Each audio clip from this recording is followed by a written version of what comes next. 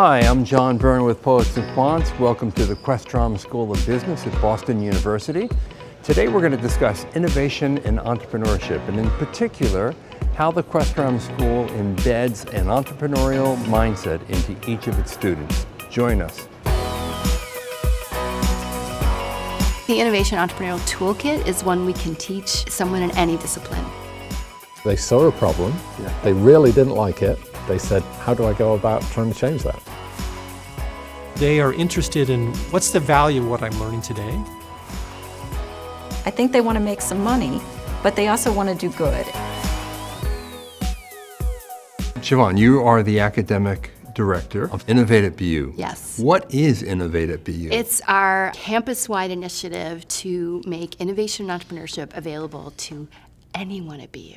So that means we have 19 schools and colleges, undergraduate and graduate, and we want to be able to open up that toolkit, open up that canvas where people can come and experiment and play, get out of their discipline, get out of talking to just the students who are, say, in biology, who just talk to students in biology, to learn enough about innovation and entrepreneurship so that they can take those great ideas, whatever discipline they're in, and make impact. It's interesting because when people think of the word entrepreneurship, what they think of is a founder who creates a startup. But to both of you, entrepreneurship is far more than that. It's a way of thinking, a way of living, a way of processing. One of the things I like about the entrepreneurial mindset is this idea of future orientation. You know, it's not accepting the world as it is, but how do I go fix it in the future? And I think we need that both for this country and for the world. And how does that play out on the campus at Boston University, and in particular the Questrom School of Business? We started with something that was called the Buzz Lab, and we would see business school students coming in who knew about us. But once we created Innovate, we had all these linkages with students in the arts, with students in public health, with students in economics, computer science, and all these different disciplines. And now what's happening is it's not just one person coming with an idea, but it's a fully formed team from BU, from all these different disciplines. I saw this, I was like, we're not just creating founders, we're creating founding teams. And that was so exciting. So Barb, I understand that a key element of the future of business education at Questrom is action learning. Yeah.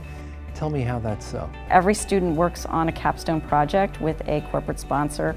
It gives the students the opportunity to get hands-on experience, scoping a problem, teamwork, communication, strategy, marketing, operations. It allows them to develop skills that are going to be really important for their performance on the job. And these are projects that help people really apply what they've learned in the classroom. That's exactly right. And I also think one thing that's hard to give students in the classroom, even if you're doing tons of cases, is to really deal with ambiguity, to understand how to scope a project when the problem isn't well defined, and get their hands dirty, maybe make a mistake, maybe not do it perfectly, but to come up with some kind of a recommendation and learn in the process. The future of business education is a reimagined business education. In some ways, the huge innovation that we're engaged in is not just the integrated curriculum. You have to integrate your technology. You have to integrate your student services. So in some ways, you have to rethink the entire product into a bundle of services. And by an integrated curriculum, you mean you're not teaching business in silos like accounting, finance, strategy, operations. Instead of starting off with accounting and finance, maybe statistics or economics, we start up with how do you create and capture value for the world? And then we bring in a traditional view of economics, which may be more physical product oriented. And then we bring in a more digital oriented economist who teaches around digital goods, because we feel a lot of our students live in industries where it's not a pure digital good or pure physical good anymore. It's this hybrid, where we see both the physical goods and the digital goods playing out. One thing that we're trying to do more and more is to think about big problems, and I think you see that throughout our curriculum in the way you've got health sector and you've got digital technology and you've got social impact that bring different viewpoints to a common set of problems. And then in delivery, you've launched a very successful online MBA. It's only 1 year old, but you already have 1,200 students in it. And you're able to deliver high quality education to people no matter where they are at their convenience. And something I think a lot about is with our part-time students, for example, who don't really want to do a full online MBA, what can we do with technology and what can we do with what we've learned from our online MBA and bring that into that part-time program to make whatever we do that's virtual really engaging and really feel like you're right there with everybody. They are interested in what's the value of what I'm learning today.